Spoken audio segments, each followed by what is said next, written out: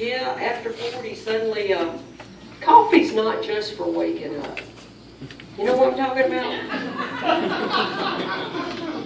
Hello, Bowels. I brought you some coffee.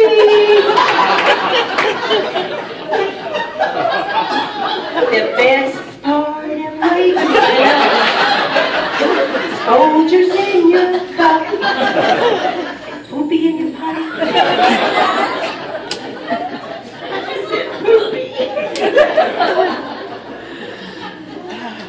And then there's the whole gravitational pull joke. You know that one? Where nature, gravity says, let's just take these and move them way down here.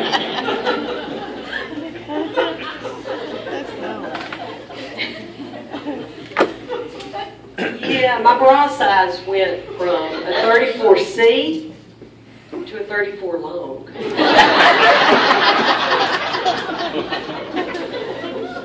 Swing low, Victoria. Ain't no secret you own.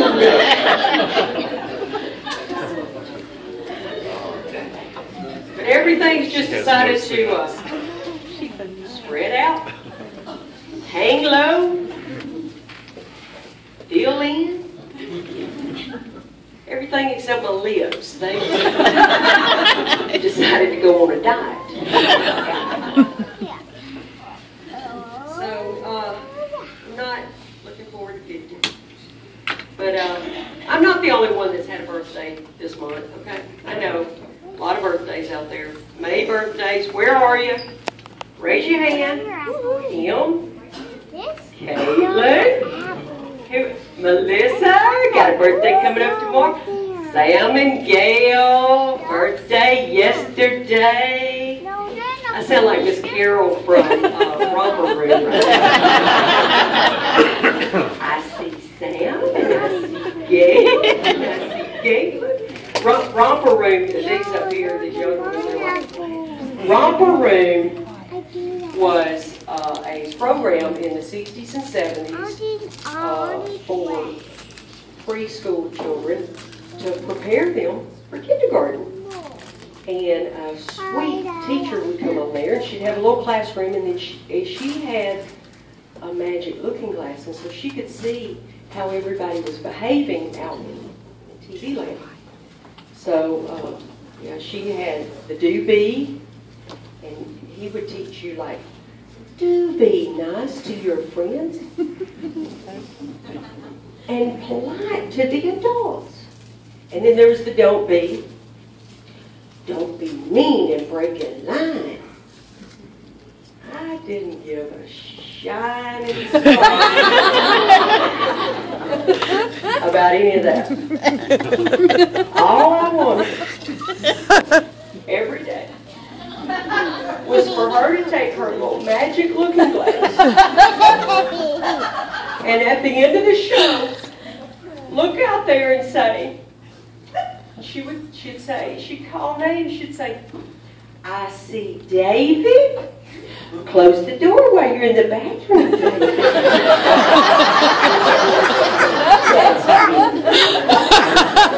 I see Kim. Hey Kim, thank you for being here. And I see Lisa. Yeah, she always saw Lisa.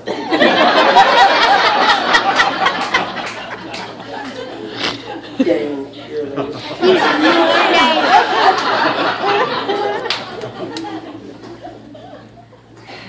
She never saw Gage. In fact, my first name is Elisa. And so I kept it. I went by Elisa for the first 6 years of my life because I thought, surely to goodness, she can just sort of accidentally say, I see Lisa? No, Miss Carol, you couldn't say, I see Gage, I see Cage, I see Elisa. No, she couldn't see any of me. Therapist says,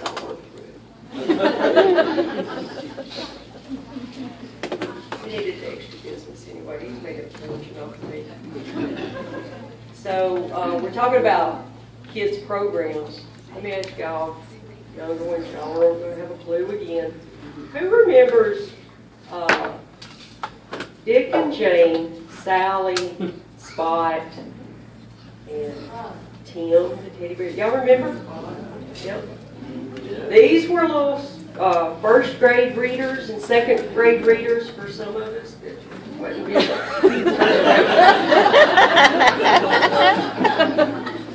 But anyway, so these were little readers, and it would have things like, "See Spot, run. Run, Spot, run. Good Spot." I hated those books. So I would sit there, and while they're reading, I made up my own words, like, "Run, Spot, catch the car." "See Spot, Spot." Poor Spot. So anyway, they are, you may be glad to know, or couldn't care less, but they're coming up with updated Dick and Jane, Sally, and Spot books. And for the 21st century, updating them a little bit.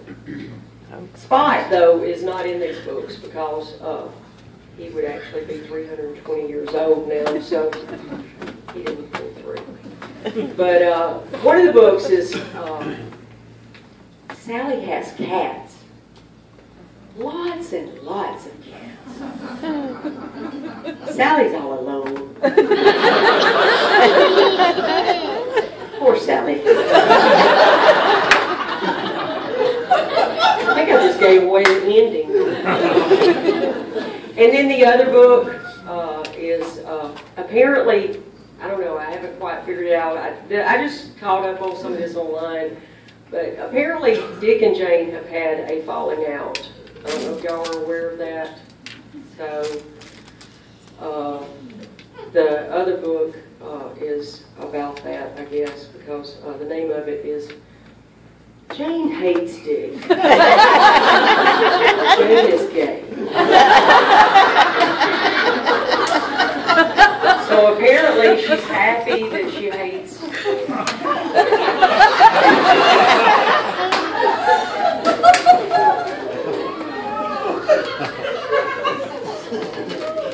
Okay. So my psychologist has told me that I am an enabler. Whatever that is. I don't know, an enabler. I'm not so sure that he even knows what he's talking about. And believe me, I thought about quit going to him, but I just feel like that he really needs me. And if I keep going, he's going to get better at it.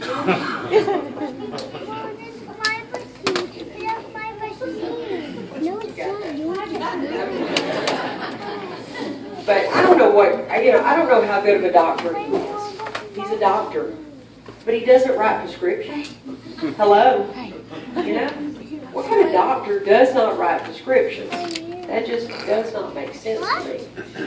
And we keep kind of going around and around about it. The other day, I was in there, and he come in, and I said, "Doc, I really need you to look at this rash and write me a prescription." And so smugly, he said, "Miss McDaniel, we have gone over this before. I am not that kind of doctor. Now please, put your clothes on and tell me how you're feeling." I said, "I feel itchy."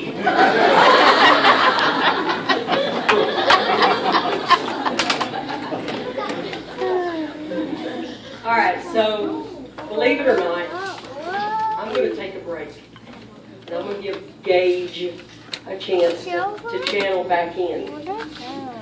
But before I take a little break, a little breather, something that some of y'all probably only came here tonight for was the Mr. Gage story. Children, little ones, listen up. We're going to learn a little science, okay? Everybody poopies. Everybody poo-poos. Look at the person next to you and say, you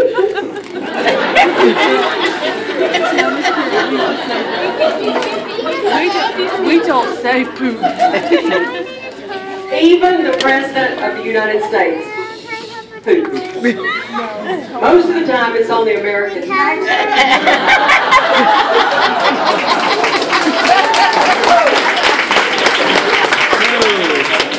But he too poops. But then there are those who are extra special at that. One of those, probably the best that I know of, is my sweet man. Yes. David McDaniel. David, tell us about your wonderful, amazing skills with Mr. Gage.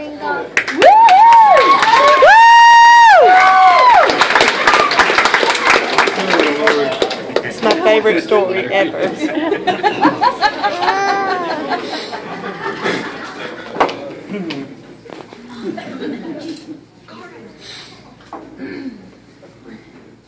I'm sorry, can I to cut this one? You don't need to cut it.